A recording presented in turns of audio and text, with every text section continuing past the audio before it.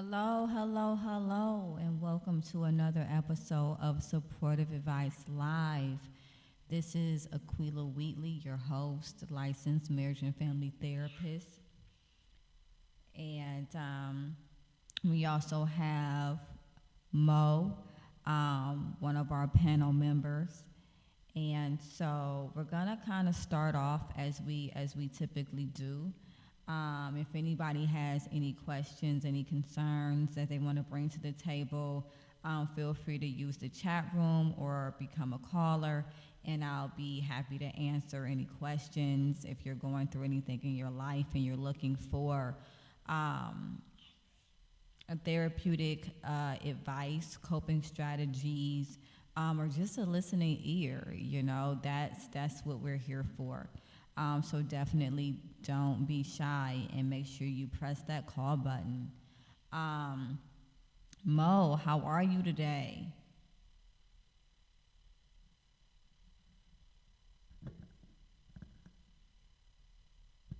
I am doing good. Can you hear me? I can hear you. Thank you so much for joining again. For those who don't know, Mo is one of our panel. She definitely gives her insights, opinions, and she represents a voice different than my own, which I think is always important. Um, so I see we have John. John, thanks so much for joining. We also have Michael, and we have another listener as well. We do have another panel member. His name is Dante. We call him Mr. Machismo. We'll see if he joins us at any point during our show. So, with that being said, Mo, did you have anything that has come up in your week that you wanted to discuss before we go into the Am I the Asshole Reddit? I'll say, let's see, this week, what has been challenging? I don't know, but all I can say is that transition has been totally something I've been experiencing for the last 2 years. This has been a lot of change from employment to things as in people, places, um, my beliefs, children, family space. And so I'm learning that I'm not sure what I'm learning in this season, but transition transition is a lot. I'll just say that It is. life life is life in I was just gonna right now. say, it So sounds like it. It sounds like life is life, and I know you were doing some transition as it related to work hours, things like that. Um, how have you been coping with that? How have you been making room for yourself after taking on more hours? so recently, so you guys, I'm used to a Monday through Friday from like 8 to 4, weekends off, holidays off. So this new position, I'm working on holidays. I'm working 16-hour shifts, or Ooh. some Sundays, or some Mondays I work a 24-hour shift. So people be like, "How do you work?" Yes, I work. If I go to work at 8 a.m. on Sunday morning, I do not get off till Monday, 8 a.m. That's 24 hours. So, working these hours, sometimes it's okay because I'm away from the house about 3 days out the week. And it allows me to have an extra day at home and to be home when my daughter gets out of school. And her schedule has changed and as well. So she's able to come home early and she only has to be at school a half a day. And so, it kind of helps me being at home. But however, working 16 and 24-hour days are a little different from working Monday through Friday. But yet, on the positive side, I do like that I get to, be at home or a little bit more throughout the week and during the day. So I don't know.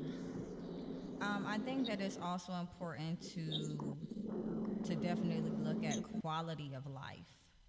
You know, when you are at home, what condition, what state are you in? Um, it depends on the night. So another aspect about my job, I love helping people, but there's a lot of times that I am introduced to death. And so the hardest part of my job is when I hear a parent crying and they're holding their baby in their hand that they just gave birth to and their baby has died, or their baby is 7 years old and has leukemia and they're they died and the mom and the husband and the brother and the sister are surrounding them in like three beds laying around this young baby who has passed for some kind of sickness. And so those days are the roughest for me.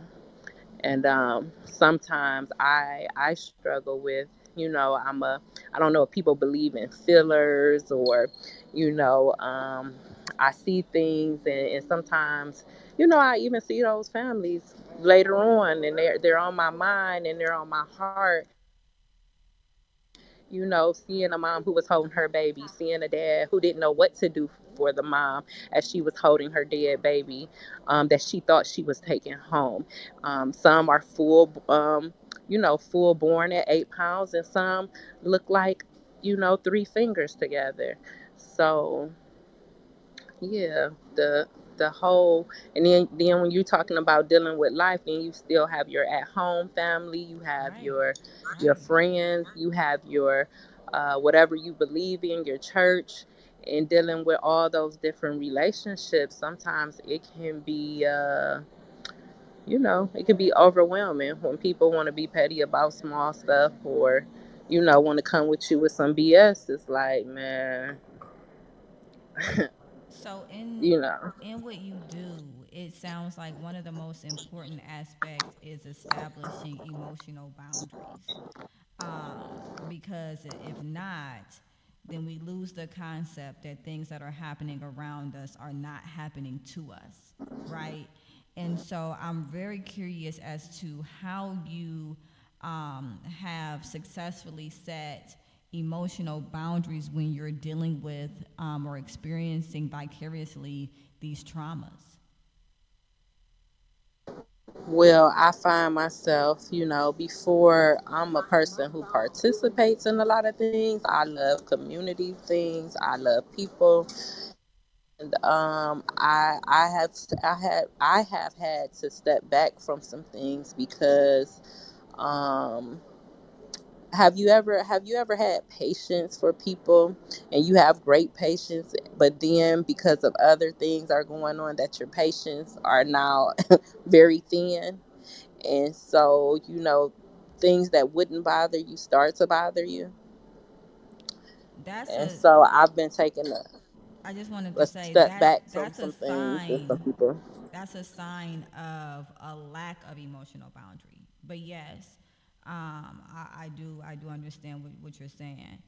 Um, so yeah, I mean, when you're wearing all of that on you, and then you leave that space, and then you have to actually deal with your immediate family and whatever their needs are.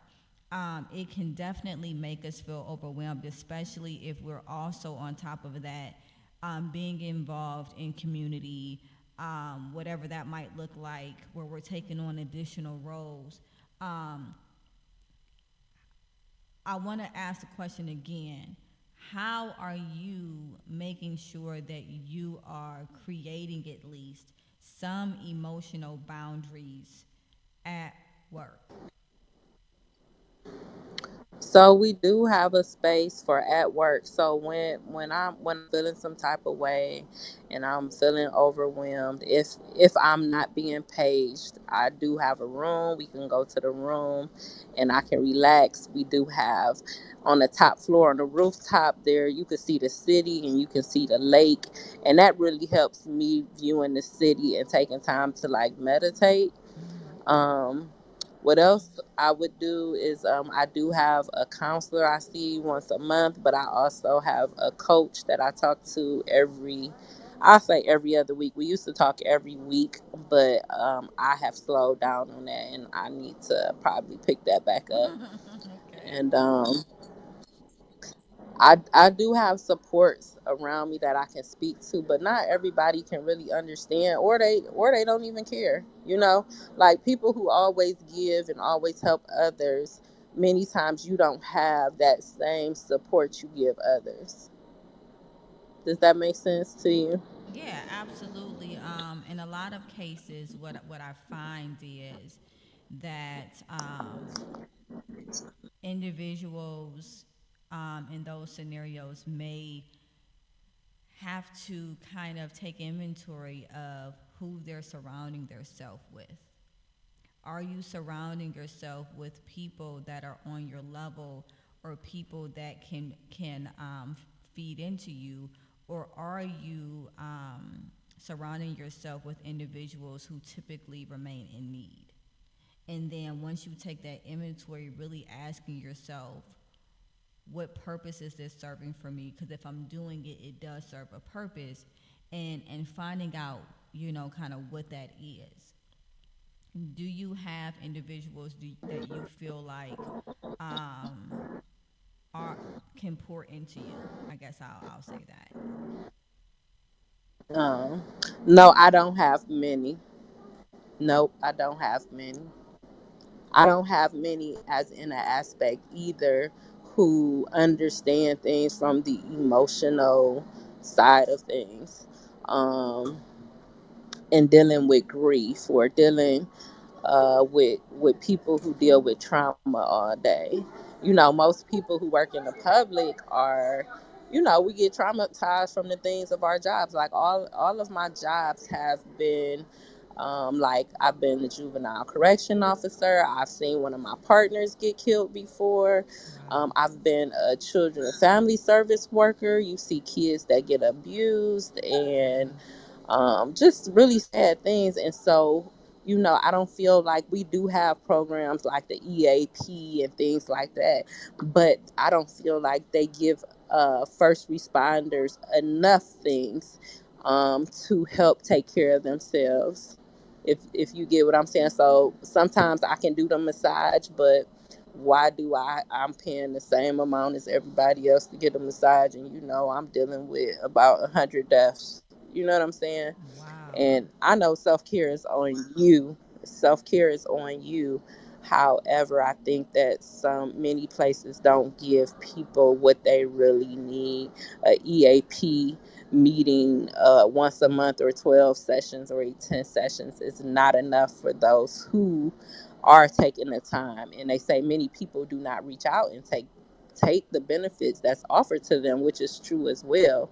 But some things I don't think should just be offered. It should be a requirement, as in those of us who work with the public, and even emotional health, or whatever your job may be.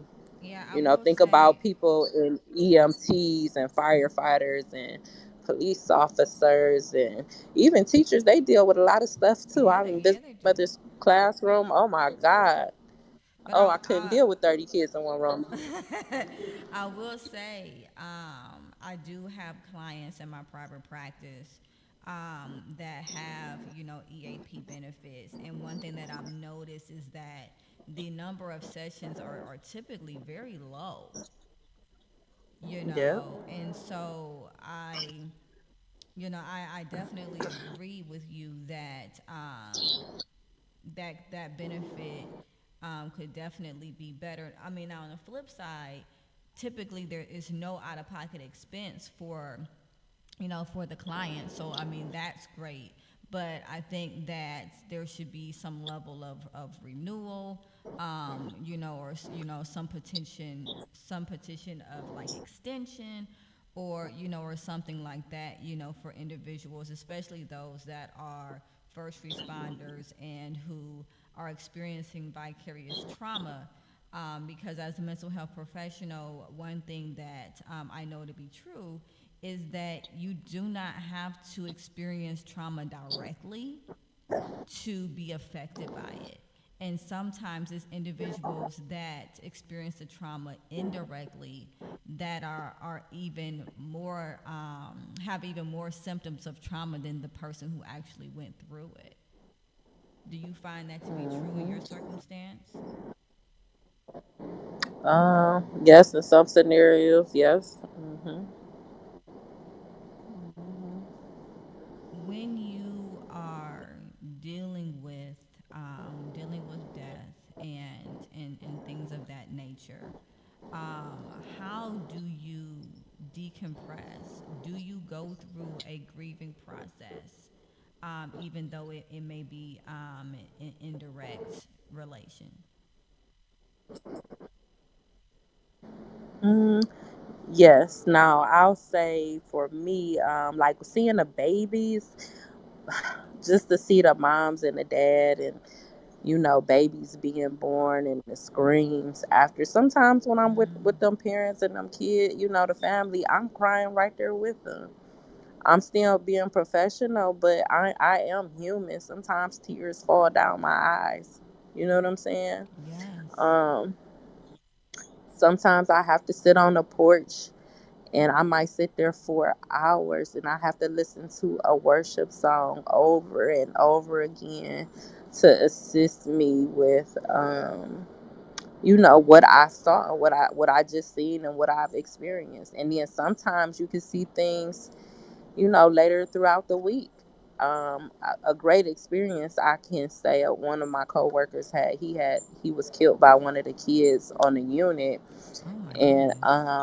when I arrived there, I saw the vomit next to him. I saw the footprint on his head. His forehead was green.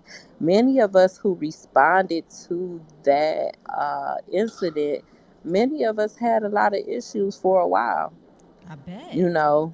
They didn't want to give us time off of work. Some people were having issues at home with their family members. People were saying that they still had they would have dreams about him, or they would see things, re-envision that whole scene.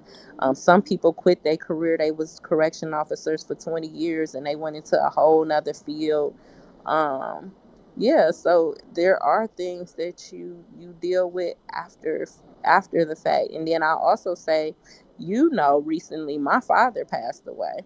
My Yeah. father died at the end of April. For some reason, it appeared when I felt stable, I would get a patient who just lost their dad. It was like that whole, right after my father died, like the whole month, it seemed like I had people who lost their dad all that month, or they lost a parent. And it was more of their dad than their moms. And so it would bring back something to me. It was bothering me. And not only that, my body started acting out internally. And I was like, well, wait a minute. Well, Lord, I'm going to see a counselor. I'm doing everything I can do in the natural, to make sure that I'm okay. But my body was still being affected or affected internally. You know what I'm saying? And so as I did some research, from grief and stress, it bothers you internally. And even Yeah. some of the patients that I saw, I noticed they had heart problems. But guess what happened? Their moms died. Somebody with a stomach issue. Guess what happened? Her son just was killed. And I was like, oh wow, I never really paid much attention until I went through the scenario myself of losing somebody, and my body start acting out from the grief. So And when we I talked knew about stress could do something, but I didn't know grief was so large as in messing with you internally. And when we talked about the loss of your father, which we discussed this on a previous episode, if anyone is interested in hearing that show, you can definitely look it up on uh, Google Podcasts, Apple Podcasts, Spotify Podcasts. Um, but when we talked about that, we discussed repressing, right? And kind of just having an attitude where we just want to get through, or we want to go, go to the other side. We we're not really always giving ourselves the time to grieve, to mourn, understanding that grief is not linear. It is a cycle, and it has parts and pieces that you can experience in tandem. And even though things get easier, with time, that loss never disappears. And sometimes some of those internal manifestations are often because we're not allowing ourselves to grieve. We're actually kind of pressing it down and not allowing ourselves to express and experience complicated grief. And when you talk about, that's a great topic. You said complicated grief. So Mm-hmm. many people, we think about just death, but as I was sharing about transition, there are things that are changing in my ministry. So I was like, oh, I'm not even realizing I'm grieving my ministry because things have changed in the place where I'm at. And when one thing looked one way for so many years and it changed, you have to adapt and change to the new things, the new people, the new environment, Mm-hmm. the new projects. And you don't even realize that you're grieving once was old, what was old. And you were so happy to get the new. You get what I'm saying? Oh yeah. Um, Grieving your relationship with your children. My daughter, again, we talked about this before. She's a teenager, and so she's at the point, she doesn't need mommy as much, and she's getting older, and I have to come to a realization in a minute she may be out of my house. It's like, yay, but it's also a sad time too. um Absolutely. Transitions.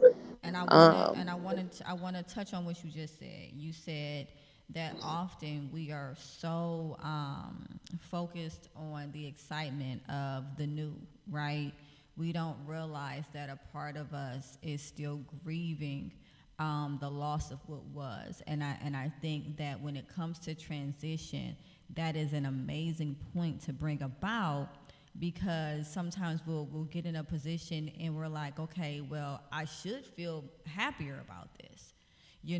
Why am I not feeling as excited, or why did my excitement end so abruptly?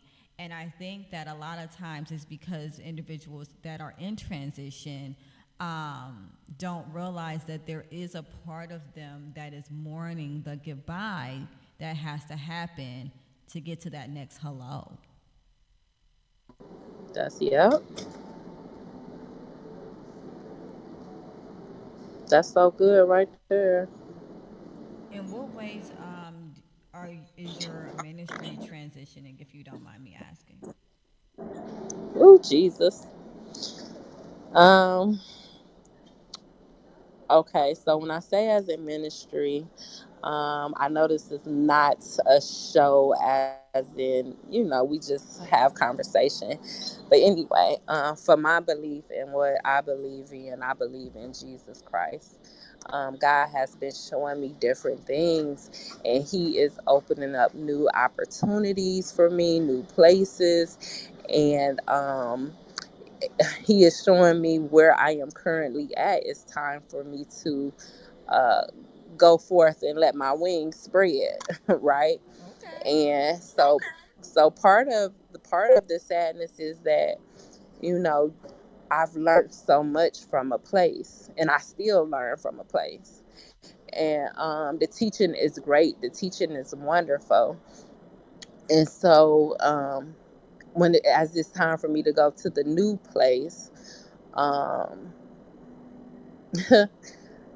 I still would get good teaching, but it will no longer be the same. Like when you talk about transition, one minute you happy for the new, but when you get Mm-hmm. to the new, there's different challenges and different things you have to look at and that you have to um, deal with because that's your new assignment.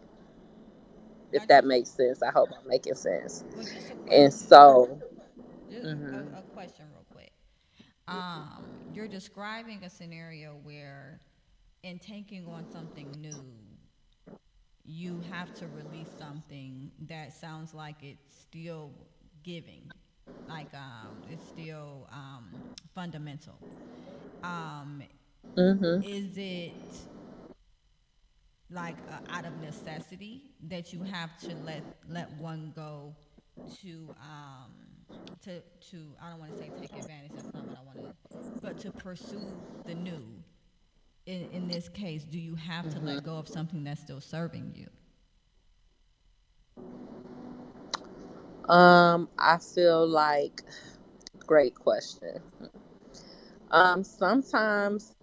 Sometimes I feel as though, depending on the situation and scenario, Mm-hmm. sometimes yes, you have to let go of something that's serving you. You can't be fully committed to something that's serving you. How can I say this? I don't have to let go totally, but I also feel that in order to be in a new place, you do have to let go of some things, and you cannot be fully committed to getting what you're used to getting because you're in a new place. I don't know how else to explain it. Have you ever heard of, they say how can you ever embrace the new when you won't let go of the old? Um, I haven't heard of it specifically like that, but I do get the concept of, if you're still holding on to something, how can you grab hold of something new? I do get that concept. However, some things are not always black and white. We live in a world of gray, you know, True. and so unless it's a situation in which it's being required that you make a choice, I'm curious as to why you are requiring yourself to do so. um I wouldn't say it's a requirement for myself. Like I said, my belief, sometimes God will have you remove yourself from a place, a person, and a thing, and you may not understand it. And this thing could be so good to you at one point, and it still can be good to you now in some way. But if God is telling you or pulling you to come away from a thing and to go in another direction, I can't. I don't know. It's something that you follow. um, I Okay, don't know so how else to so what I'm explain hearing you that. say is it's outside of you. You see this opportunity, this change, this transition as something that is outside of you. It is Yeah. something that you feel like you're being guided towards. Is that correct? Okay. Correct. Okay. And from that aspect, then yeah, it definitely makes sense if it is being if you're being guided in a way where there is no room for there is no room to pursue both options, then I mean that makes absolute sense. It just kind of depends, but I always want to kind of bring up the gray, that we live in, because a lot of times people, will look at different options and they'll look at it from a very um, black and white perspective, and they'll put themselves in positions where they're pulled to make choices that sometimes don't need to be made. Sometimes will either make themselves in time, or sometimes don't need to be made at all. But it sounds like in this case, you feel very strongly that you're being guided outside of a place into a new space. And so, in And that, I congratulate you. then think about this too. Okay, you right. You have really great points. Um, then think about this in another aspect. So maybe you would like to hold on and stay connected to a place, but the people that you're surrounded by, for whatever reason, it could be pride, it could be insecurity, it Mm-hmm. could be territorial things. But immaturity. It could be several things. You still would want to be connected with them, or Mm-hmm. still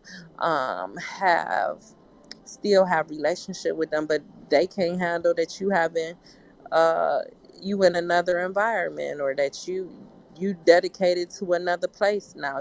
Many times, sometimes the people around us, they're not mature. Their insecurities will have them feeling some kind of way about you because you decided to move to the next thing.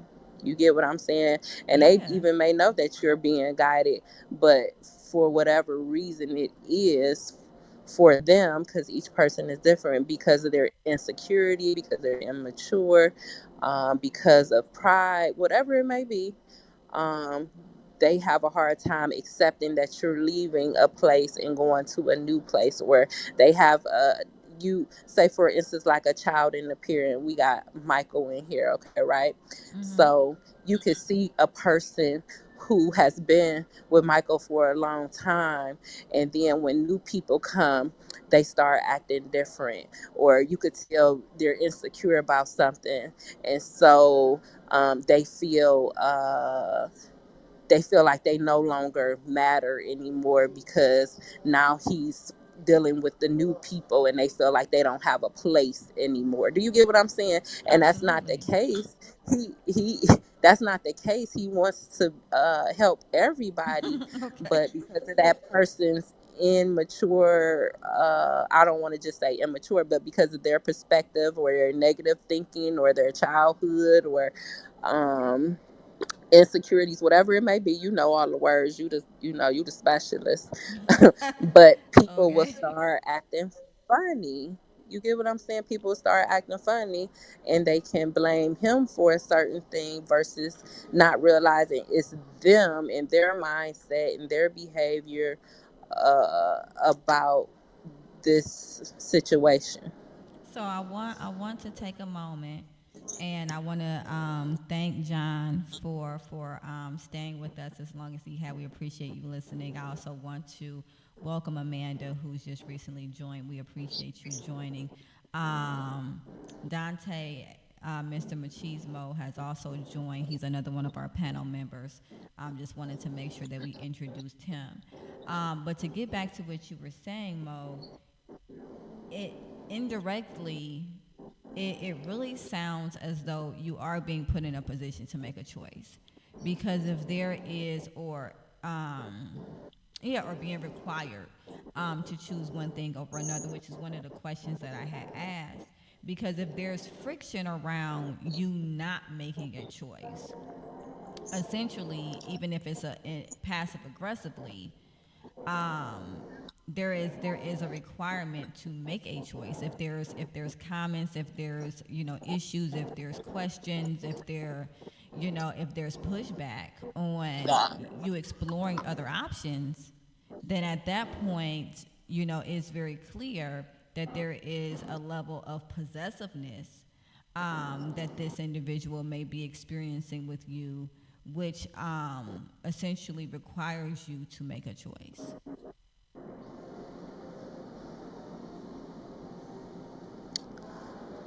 Well, I don't want to say you hit the nail you hit it on the nail, as in their behavior, but um if I make a choice and you don't agree with it, that's on you. You know what I'm saying? If I make a choice and you can't accept it, that's on you. Yeah. And so there is freedom. Me and you are freedom people. And so the choice that I make, I'm going to be free in it. And sometimes, when you speak your mind, people don't like that. When you walk with your head held high, some people don't like that. If you say what you mean and you mean what you say, oh, you arrogant. Um, and I don't know. So, you know, but the example that I gave in that, yes, some people can be possessive, and some people it can be some insecurity within them, but because of their choice, that doesn't mean that I have to make a choice off of what they feel. But if it is what it is, as in you can't accept me doing one thing here and in another place, then it is what it is. That's you. Um, I don't know. So what I'm hearing you say is, and I also wanted to take a moment to welcome Vincent. Thank you so much for joining. We very much appreciate you. Um, what I am hearing you say is that you don't feel pressured to make a choice necessarily, but you are able to acknowledge that some of the insecurity might be coming out in a possessive nature. Um, Hmm. and so, but you're absolutely right. If that is not, if that doesn't push you organically, you know, then at that point, I guess, then it's not, it's not whatever methods they're using is not necessarily effective in getting you to make a decision. A lot of times, what will happen is when there is contention, when there is a level of possessiveness, but the expectation is not made verbal, the tension, the questions, the issues, the attitude, even, from an emotional standpoint, when you're around them, the feeling that you get, if it is at all negative, kind of pushes us in a direction, inadvertently.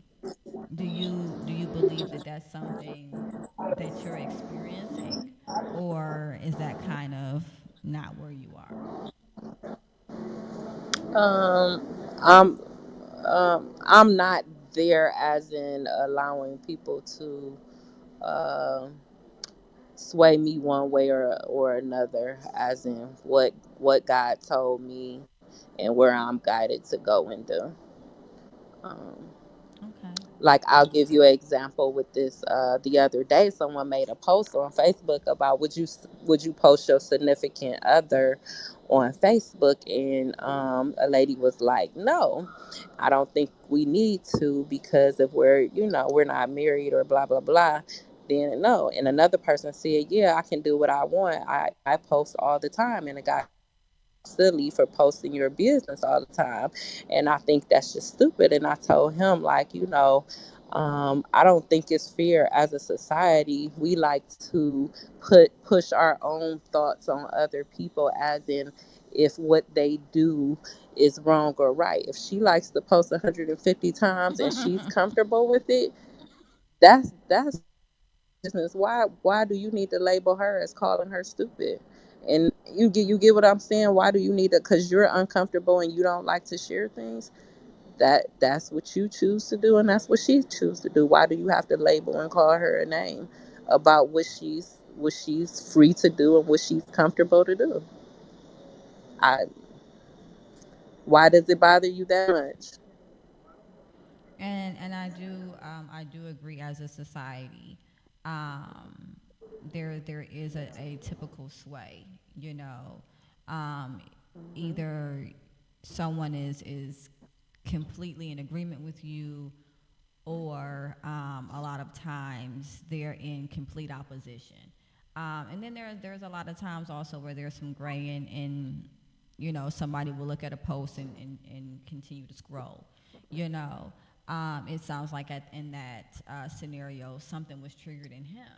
You know, and it definitely could have had something to do with the fact that he doesn't like to post, and if I was to go out on a limb, maybe he has been around some ladies, that has wanted him to post, and maybe that has negatively affected some of his relationships, or all it takes is one. And so you see that projection going towards the person who's posting.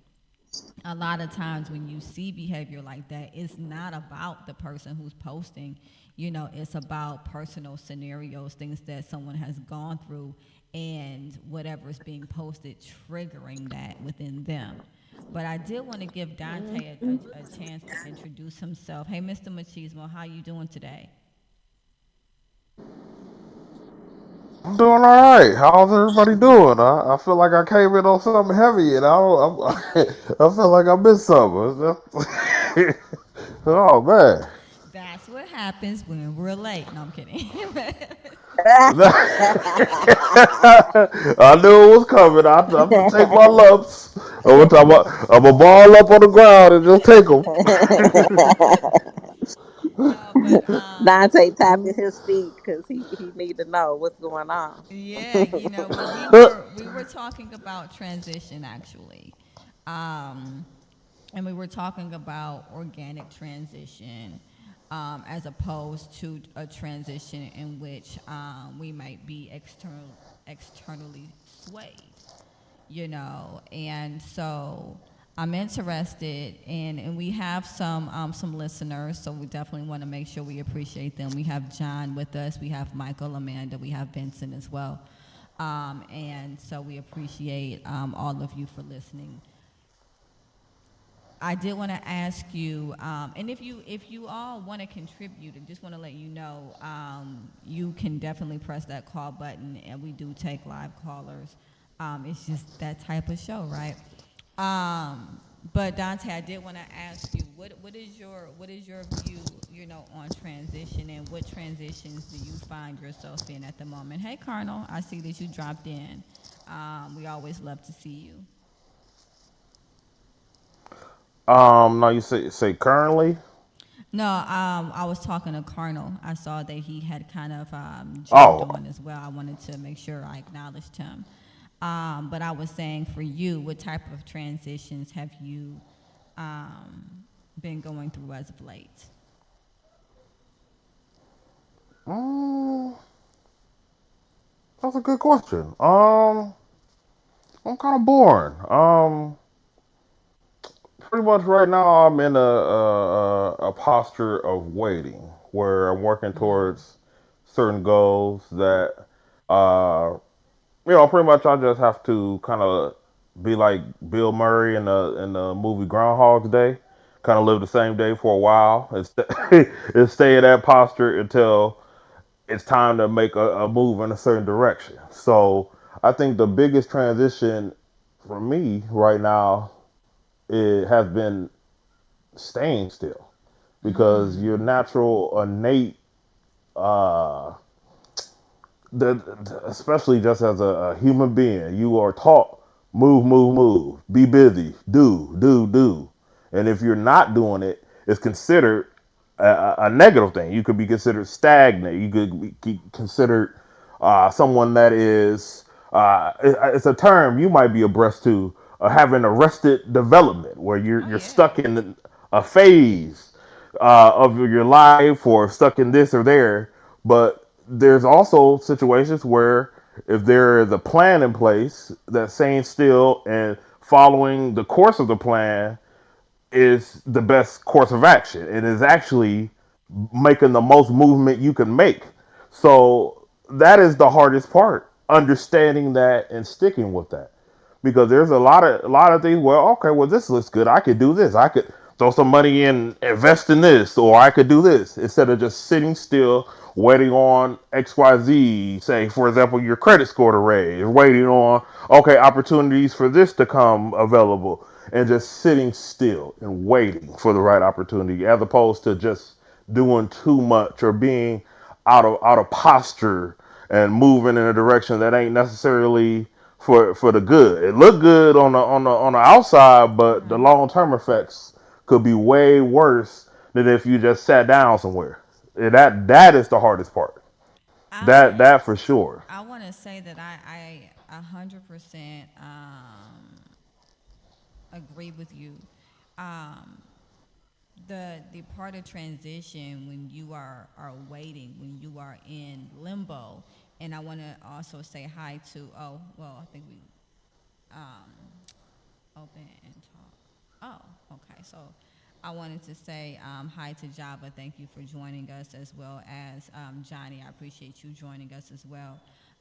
But yeah, that place of being in limbo um, can be very tough. It can be very tough because there's a place where there's contentment, but then there's a place where there is anxiety, and then you're like, well, did I miss it? Did I was there an opportunity I didn't see? Didn't see it? Did I move when I wasn't supposed to move? Did I not move when I was supposed to move? And then we see a lot of questions in that, and a lot of anxiety in that. And I think you also brought up a good point of societal views. If you have not reached X, Y, and Z estate, um, you are considered in arrested development. And that can be tough, because as human beings, we need that autonomy to move at our own speed. But I think that you brought up such an amazing point. Um, I see, Cardinal. I wanted to make sure that you're aware that I do see you in the chat. Um, oh, okay. So it sounds like you are going through a scenario. Um, it looks like there's some court involvement. Um, I'm sorry. I just wanted to say I'm sorry to hear that. Um, Definitely sorry to hear that you're going through that, and I know that it can be even more frustrating not understanding why.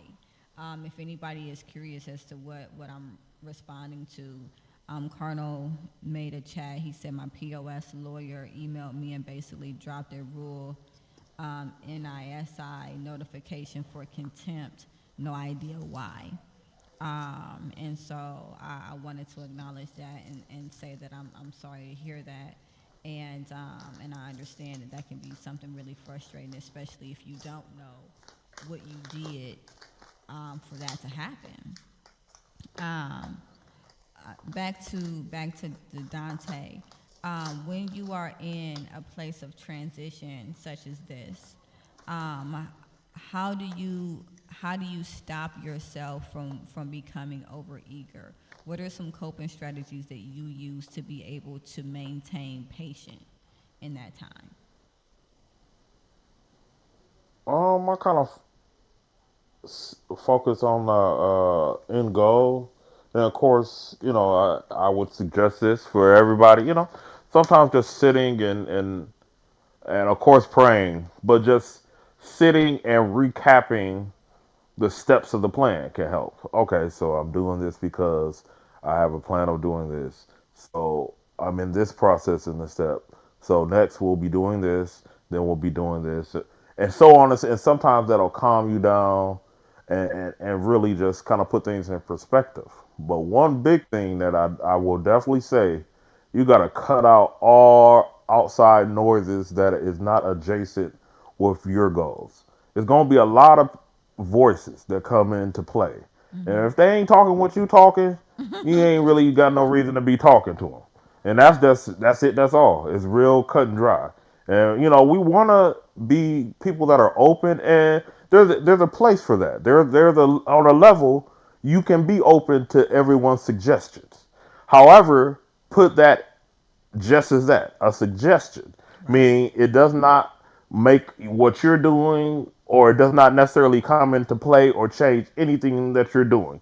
It doesn't do anything except just give you a little bit broader perspective, but you're still entrenched in what you're doing so deep. You believe so deeply in where you're going that all of that is just general conversation. And a lot of times it's just to be nice, because I mean their perspective is welcomed, but it's not necessarily necessary. But it's definitely welcome.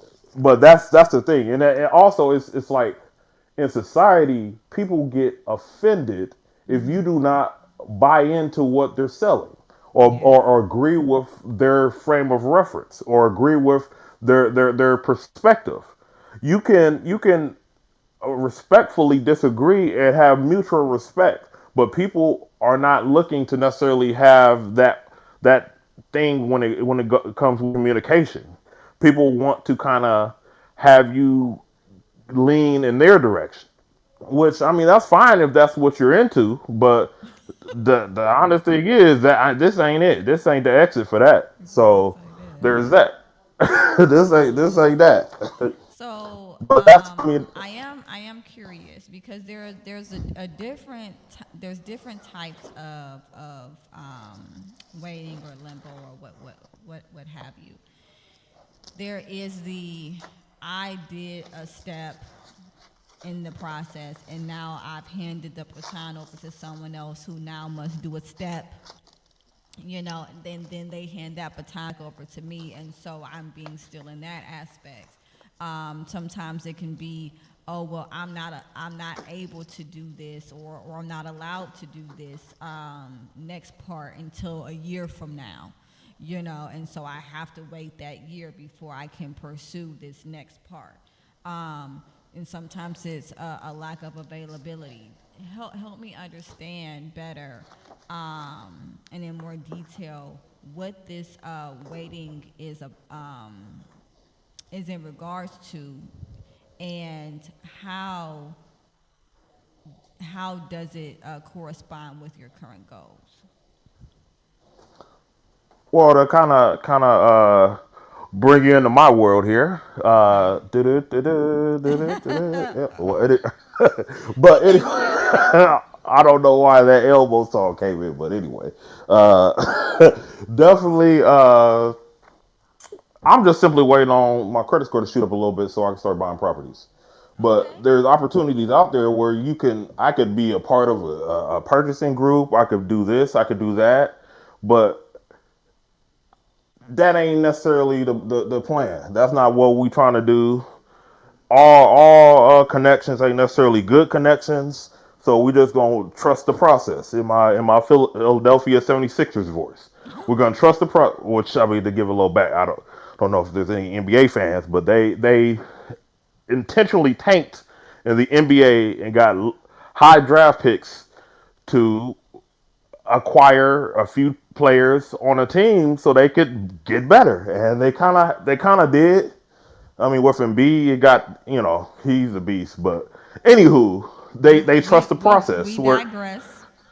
okay, yeah, I digress. Yeah, there we go. But anywho, yes, sometimes everything that glitter ain't necessarily gold. So Very yeah, true. it's good to get involved with somebody that has a little bit more purchasing power, or a group that has you put your capital in, you get a little residuals. That's great.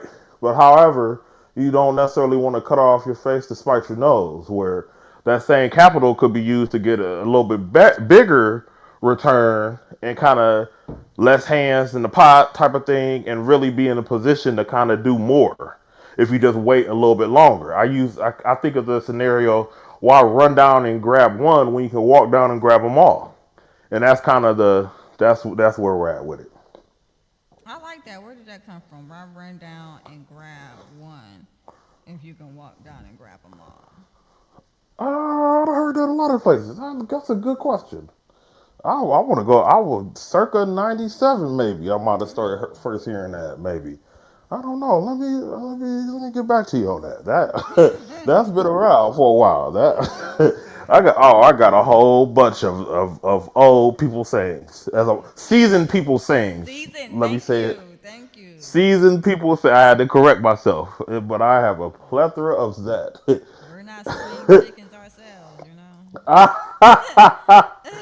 Man, he acted crazy. He must be trying to get his back dirty. Wow. Oh, So I am going to kind of go back around and find the point that we started on. And so in that, what I'm hearing you say is that you are not wanting to make hasty decisions.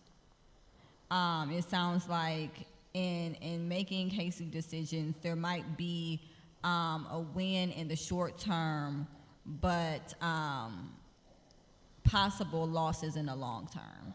And so it sounds like you are forward thinking, and so you're not just looking at short term goal, but essentially end game. and what you're looking to accomplish, which is also a great part of transitioning is knowing the goals that you're trying to accomplish, and then figuring out what transportation you're going to need to get there, how, when, and what way. Instant gratification destroys the nation. Lord, what? I don't know. I couldn't help my hack. But no, yeah. Oh, you liked it that one, huh, Bo? Yeah. that was free. That was free. That was Oh on the house. I wouldn't my pay god. for it, but I enjoyed it. Colonel That was said on the ignorance house. and peace, independence. Did you hear that? Colonel said ignorance and peace, independence. That's a good one too. That is true. Oh my That goodness. is true. We have fell in a hole. Ah, ah.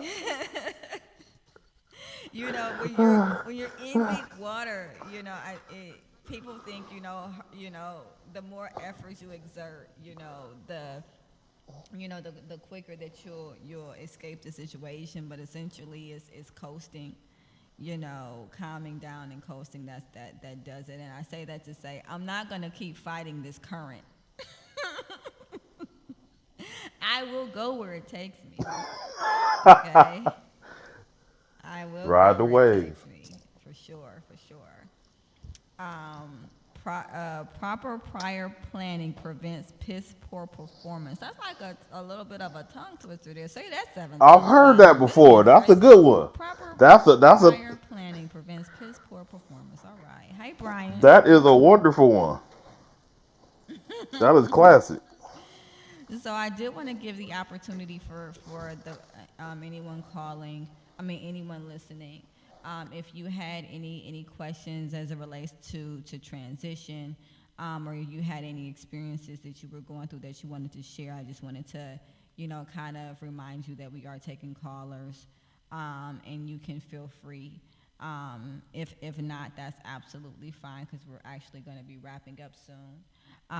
Also, please be reminded that you can always catch our replays on Supportive Advice Live via Google Podcasts, Apple Podcasts, Spotify Podcasts.